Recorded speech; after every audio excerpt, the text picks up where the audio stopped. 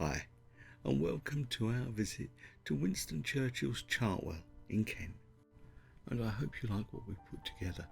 Why not subscribe so you don't miss any of our future travels? As I mentioned, Chartwell is in the county of Kent, in the northwest corner, near the town of Westerham, a few miles south of the M25 motorway.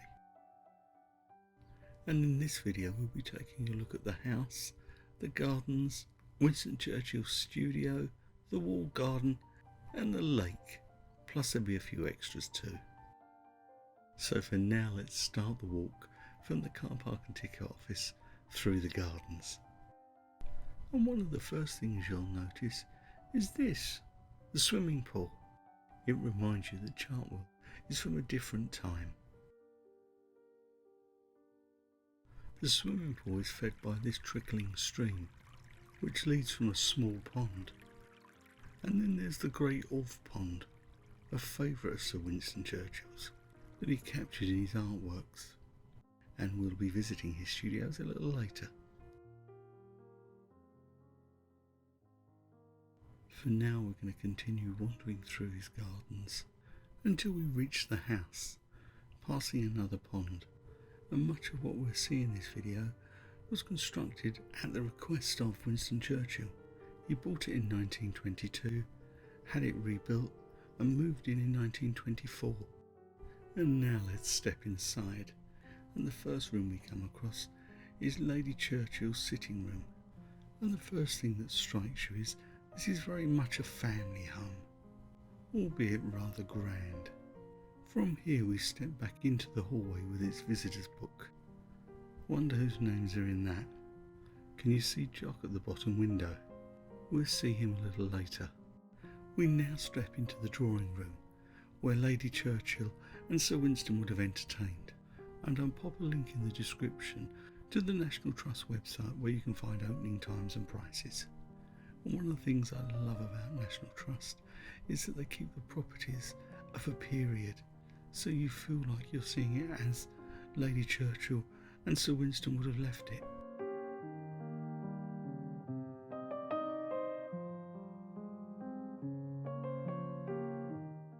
Our next stop is onwards towards the library, and one thing I do need to say is that the room guides at Chartwell's, and in fact all National Trust properties, can offer a fascinating insight into the history of each of these rooms, so feel free to ask them any questions you may have.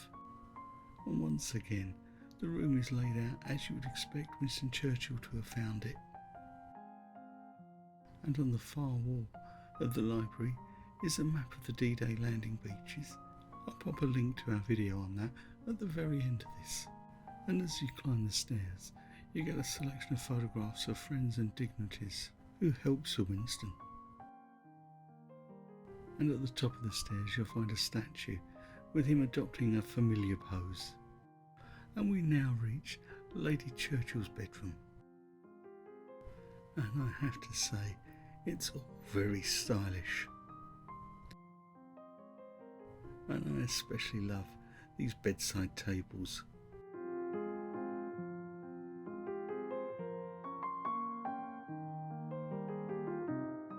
We now make our way to a small ante-room which contains an interesting series of artefacts, and this leads us on to the museum room. And Sir Winston Churchill always planned for there to be a small museum at Chartwell, and a year after his death in 1966, with the property now being in the hands of the National Trust, 3 bedrooms were converted to create the museum room and the uniform room. This section of the house is fascinating, giving you further insights into Sir Winston Churchill. I didn't know, for example, he'd won a Nobel Prize for Literature, but that shouldn't have come as a surprise. There's so many more sides to Sir Winston than just a great wartime leader. And the next room is the uniform room, along with a selection of his hats.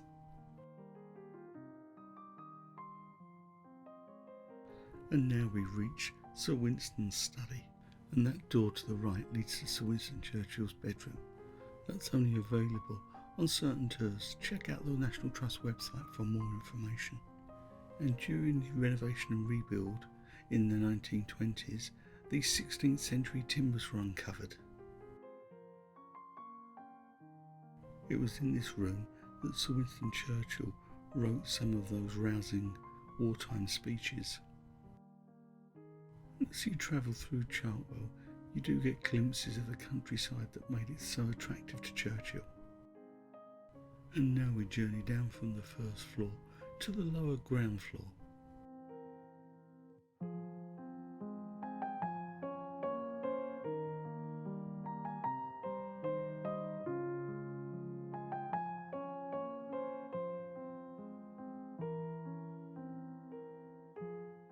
The lower ground floor is home to the dining room and kitchen. And the dining room may be smaller than you would expect, but Sir Winston never entertained on a grand scale here. However, some of the most famous names of the 20th century probably ate here, and the kitchen may not be as grand as the one in Downton Abbey, but you can imagine some fairly impressive feasts were conjured up here.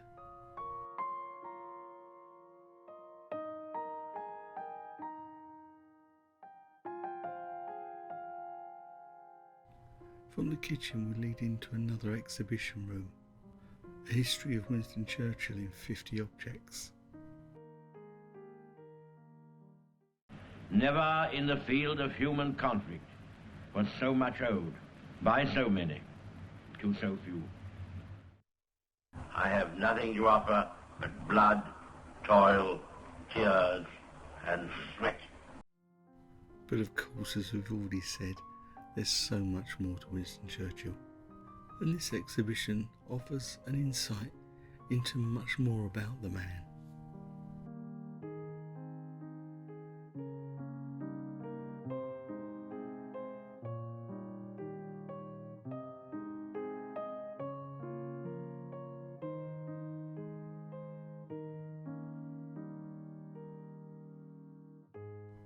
And it's from here we step outside to discover more of Chartwell, including those views over the High Weald of Kent that Sir Winston Churchill fell in love with back in 1922.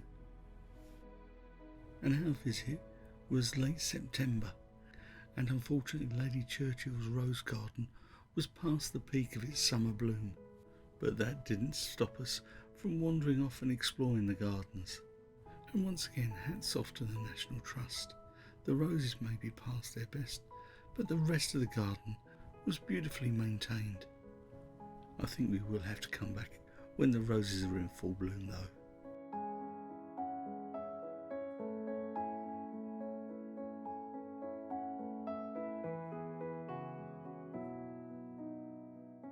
In the corner of the formal gardens, you'll find the Marlborough Pavilion.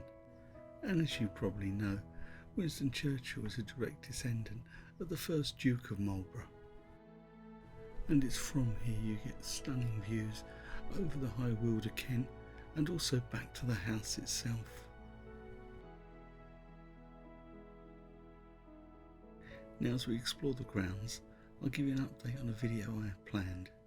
It'll be a small circular road trip of about 23 miles, taking in Westerham, the National Trust village of Tiddleston, Hever Castle, Edenbridge, and of course Chartwell. So why not subscribe so you don't miss that? And now we wander past the front of the house. This is the only bit to have featured in The Darkest Hour. And through the yew we spot another part of Chartwell, the croquet lawn. I believe this was a feature that Lady Churchill insisted on. Anyone for croquet?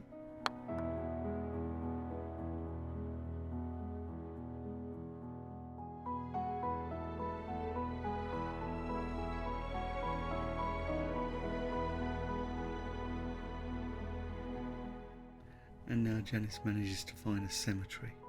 Okay, it's the pet cemetery, but somehow she always does it.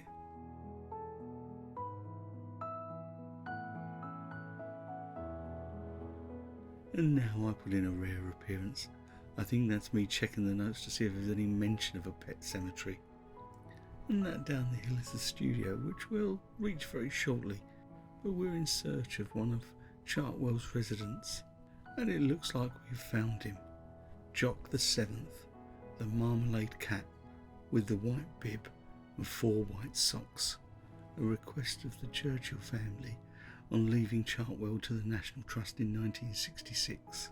There should always be a cat fitting that description, and I think this time his prayers got away. A stroll down the hill leads you to Winston Churchill's studio, and it's in here you'll find the largest collection of paintings by Sir Winston Churchill. He picked up the hobby in later life around about the age of 41 as a way to relax and unwind.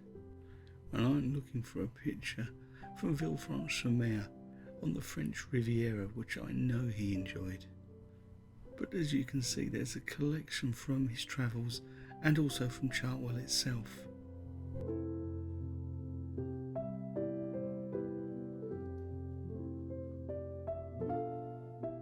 I particularly love the way the studio has been laid out, as you would have expected it to be in Winston's time.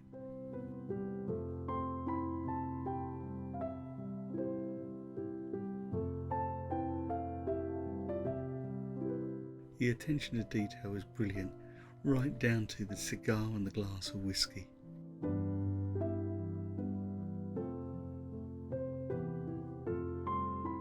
As we step out of here, we head now to the walled garden, and cut flowers that you find in the house are grown here, along with fruit and vegetable that you can buy at the shop.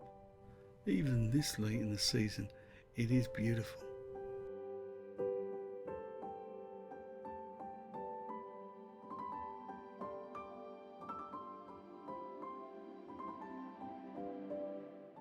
In the centre of the garden, you'll find the Golden Rose Avenue, and at the top of the hill, the garden cottage.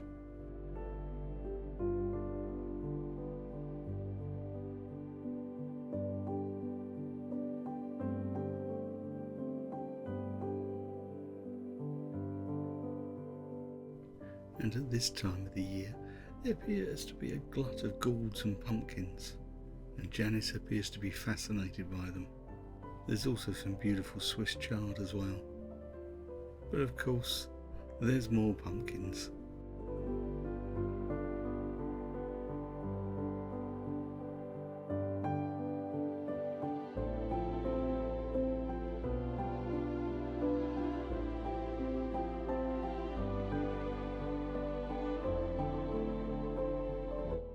Within the walled garden, you'll find Mary Cot, a small toy home built for Sir Winston Churchill's daughters Sarah and Mary. And what a wonderful little playhouse it is too.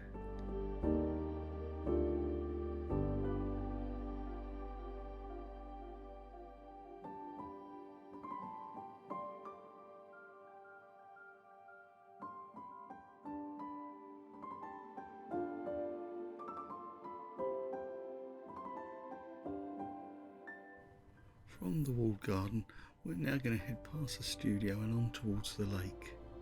Again, it's a place of peace and relaxation.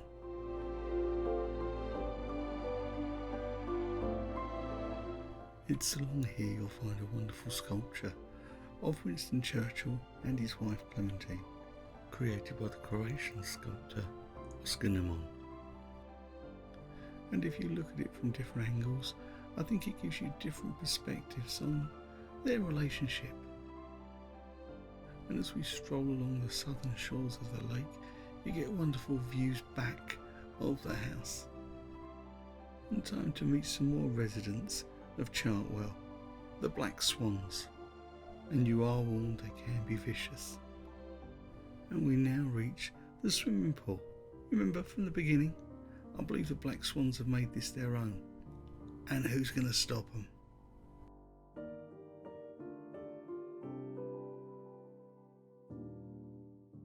We're now making our way back to the car park via the gift shop and cafe.